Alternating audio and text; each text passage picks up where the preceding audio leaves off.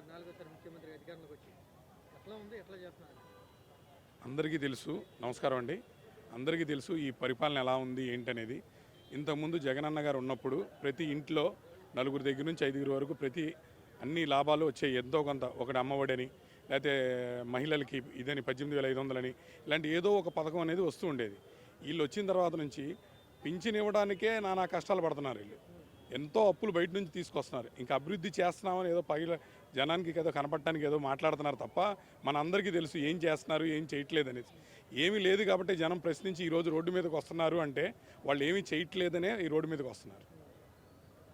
మంచి ప్రభుత్వం, మేమే 15 ఏళ్ళు ఉంటాం, జగన్ రాడు అని అంటున్నారే. అంతే, వాళ్ళకు వాళ్ళు చెప్పుకుంటున్నారు.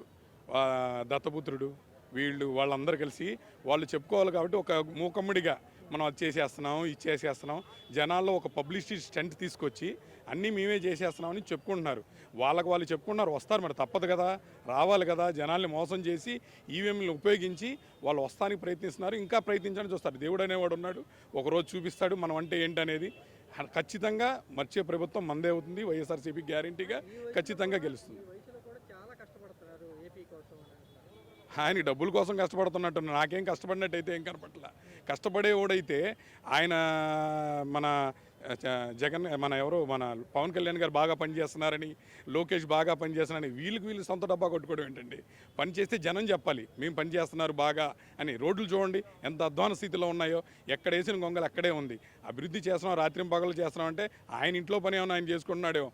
మన దేశానికి మన రాష్ట్రానికి ఏమి చేయట్లే. మీరు ఏమంటారు? 15 ఏళ్ళు వాళ్ళు ఇమ్మంటున్నారు, జనాలు ఏమంటున్నారు ఈ 18 నెలల్లో?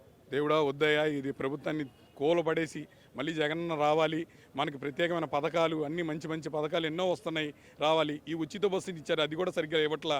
ఆ ఉచిత బస్సు వల్ల జనరల్గా కాలేజీకి వెళ్ళే పిల్లల్ని కూడా ఆపేసి వాళ్ళ తాలూకా ఎవరికైనా ఉంటే ఉచిత బస్సులు తప్ప పిల్లలకు కూడా ఉపయోగం లేదు. గ్యాస్ బండ పథకం అన్నారు, ఆ పథకం ఒకసారి ఇచ్చారు, దాని తర్వాత ఇంకా పథకాలు జోలికే వెళ్ళట్లేదు. వాళ్ళు అన్ని పనులు చేసాం, అడిగినోడి నేలకి వస్తాం చేతులకు వస్తాం అన్నారు. ఏమి ఇచ్చారని పథకాలు మీకు మీరు తెలుసుకొని మనసు మీద ఒట్టేసి అంటున్నారు. ఏమి అవ్వట్లేదు కదా. రాబోయే రోజుల్లో చేస్తాం, ఇంకొక 3 సంవత్సరాలు 4 సంవత్సరాలు ఇంకోసారి అవకాశం ఇస్తే చేస్తాం అంటే ఇప్పుడైతే ఏం చేయట్లేదని మీరే చెప్తున్నారు కదా.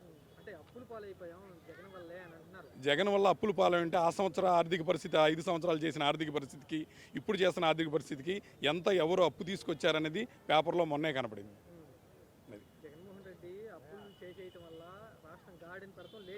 లేదు, అలాంటిది ఏం లేదు. ఉన్న 5 సంవత్సరాల్లో 2 సంవత్సరాలు కరోనా వచ్చింది, 3 సంవత్సరాలు ఆయన ఎంతో ఆర్థికంగా చేశారు. ఆయన అభివృద్ధి చేయబట్టే కదా ఇవన్నీ కూడా ఇంత బాగుంది అంటే ఆయన వల్లే. ఇప్పుడు వీళ్ళు వచ్చి ఏం చేశారు చెప్పండి? ప్రత్యేకంగా ఏమైనా చేశాం అని చెప్పడానికి ఏమైనా ఉందా?